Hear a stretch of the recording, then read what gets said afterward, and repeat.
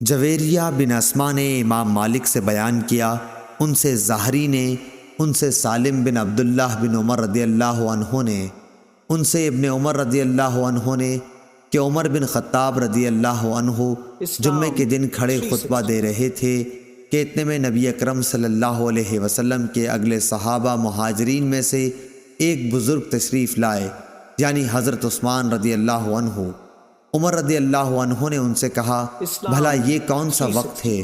انہوں نے فرمایا کہ میں مشغول ہو گیا تھا اور گھر واپس آتے ہی اذان کی آواز سنی، اس لیے میں وضو سے زیادہ اور کچھ غسل نہ کر سکا۔